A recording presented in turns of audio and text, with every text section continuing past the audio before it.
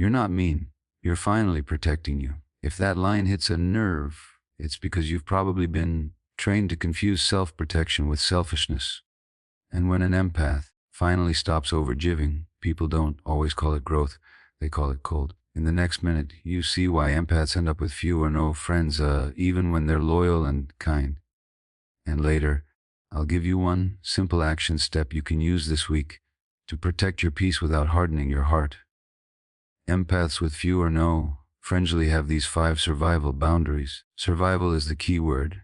These aren't rules to punish people. They're limits your nervous system built after too many experiences where closeness came with a cost. Here's the uncomfortable truth. A lot of empaths didn't walk away from people because they stopped caring. They walked away because they got tired of paying for connection with their nervous system. They were the listener again, the understanding one again, the person who forgave first again. And after enough, again your system starts doing something intelligent. It reduces exposure. Not the danger of seeing what others don't, because you're better than others, because you're done being the emotional shock absorber. Before we name what's happening, notice this. Being nice and being safe are not the same thing. Many empaths were rewarded for being nice and punished for being honest. So later in life, your body learns to choose safety, even if your mind still calls it mean. First, you stop giving long explanations to people who are committed to misunderstanding you. The unprotected empath tries to be perfect with the words. You clarify, you soften, you add context. You try to sound kind enough that nobody can accuse you. But some people don't want clarity, they want leverage. So your limit becomes simple. One clear sentence, then stop. If someone cares, they ask and listen. If someone wants control, they argue and twist. And here's a sign you'll recognize. You leave the conversation feeling like you just defended your right to exist. That's not communication. That's negotiation with someone who benefits from your self-doubt. Second, you stop why empathy becomes a survival strategy, being available by default. Many empaths learn that being good means being reachable, respond fast, show up, fix it, be there. But availability can quietly become entitlement. People start treating your attention like it's owed. They message when they're anxious, they call when they're lonely, they unload when they're overwhelmed. Then they disappear when you need reciprocity. So you change the rule, you respond from capacity, not guilt. You don't let someone else's urgency become your schedule. And this is where your older audience will feel it in their bones. At a certain point in life, you don't have time to spend your evenings recovering from conversations that never fed you. Third, you stop bonding through crisis. Many empaths learn closeness through intensity. If someone needed you, you felt valuable. If someone was falling apart, you had a role. If someone was dramatic, the connection felt deep. But intensity is not intimacy. A lot of deep relationships are actually 2 dysregulated nervous systems clinging together. One person collapses, the other rescues. One person escalates, the other stabilizes. And the attachment wounds in one-sided relationships stabilize or mistakes exhaustion for love. This limit forms when you decide, I will not build connection on chaos. You can care without rescuing. You can listen without absorbing. You can be compassionate without becoming responsible. And if someone says you've changed, ask yourself one question. Did I change, or did I stop being useful to their dysfunction? Fourth, you stop dismissing how you feel after someone leaves. Empaths are often experts at overriding themselves. You leave an interaction feeling heavy, foggy, tense, strangely guilty. And you tell yourself it's nothing. And you call it sensitivity. And you call it overthinking. But your body isn't overthinking. It's reporting. So you begin trusting the after feeling not as drama as data. If you consistently feel smaller after seeing someone, that matters. If you feel braced while they're just talking, that matters. If you feel relief when they cancel, that matters. Some people never raise their voice, but they drain you through subtle pressure, criticism disguised as advice, or guilt disguised as concern. The protected empath stops arguing with those signals. Now, here's the midpoint question I promised, because this is where many empaths get stuck. What if protecting yourself is making coping through overgiving, rescuing, and numbing you lonely? That's the fear, right? That your limits will cost you connection. So here's the truth. Limits don't create loneliness. They reveal where Loneliness already existed because being surrounded by people who can't hold you is another kind of loneliness, and it's worse. Fifth, you stop keeping peace at your own expense, and this is where many empaths lose decades. If they don't wake up, you were taught that love means being easy. Don't make it awkward. Don't bring it up. Don't have needs that inconvenience anyone. So you learn to swallow discomfort and call it maturity.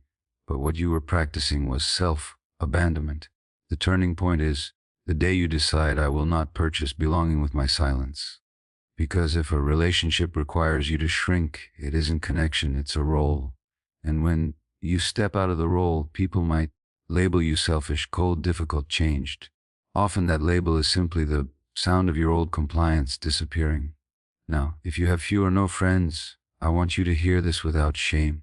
Sometimes your circle is small because you're picky in a healthy way. Sometimes it's small because you're tired.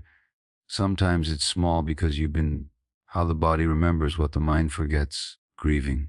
Sometimes it's small because you spent years being the strong one and never learned how to ask for support. But here's the common thread across all of it. You're no longer willing to be in relationships where your nervous system is the price of admission. Let's make it practical. These are the dynamics a protected empath stops feeding. The friendship where you listen for an hour and they don't notice you've gone quiet. The relationship where your no triggers punishment, silence, or sarcasm. The family connection where you're expected to keep the peace and pretend it didn't hurt. The person who only contacts you when they're struggling, then vanishes when they're stable. A limit doesn't mean you hate them. It means you stopped volunteering for a pattern. And here's another truth that unlocks a lot for empaths. You don't need a large circle to be healthy, you need a safe circle.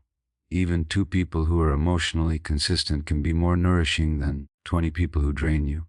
Now, how do you know you're protecting yourself and not shutting down? A protection has clarity. Protection feels like you can still feel, but you're steadier. Shutdown feels like you can't access yourself. Protection makes your limits firmer, but your heart stays awake. Shutdown feels like walls of the 5 survival boundaries empaths develop everywhere. So, if your limits feel clean and your sleep is better, your digestion is calmer, your chest feels lighter, that's not coldness, that's regulation. Now, here's your one clear action step. It's simple on purpose, because simple is what you'll actually use for the next 7 days. Practice one rule: no instant yes. Anytime someone asks for your time, your energy, your attention, or your emotional labor, you pause. One breath, then you say, let me check my capacity and get back to you. That one sentence interrupts them with reflex to answer from guilt. And when you check your capacity, don't ask, will they be upset? Ask a better question: can I do this without resenting myself? If the answer is no, you don't write an essay. You don't defend your boundary. You say, I can't today. Or if you want it softer and still firm, I'm not available for that. Then you stop. A nervous system, practical steps towards safer connection and healing. That is, healing doesn't negotiate basic self-respect. If you do this for 7 days, guilt will rise. That guilt isn't proof you're wrong. It's proof you're breaking an old contract. And you'll see something else too. Healthy people adjust. Unhealthy people pressure. Either way, you get clarity. Now let's land this message in a way you'll remember when the guilt shows up. These 5 survival boundaries don't make you mean, they make you honest. You stop over-explaining to people who don't listen. You stop being reachable on demand. You stop mistaking crisis for closeness. You start trusting what your body reports after contact. You stop keeping peace by betraying yourself. Yes, your circle may get smaller, but it also gets safer, quieter, cleaner, because the healed version of you doesn't need a crowd. It needs integrity. It needs relationships where your nervous system can exhale. So if your life looks more solitary right now, don't rush to shame. A small circle can be a sign of wisdom. Fast recap. Empaths with few or no friends often have survival boundaries, not a bad attitude. Your action step is no instant yes. Pause, check capacity. Respond without guilt. And if this described your life, watch the next one on why empath loners stop trusting people. Because once you understand how trust breaks in an empath's nervous system, you'll stop blaming yourself for being selective.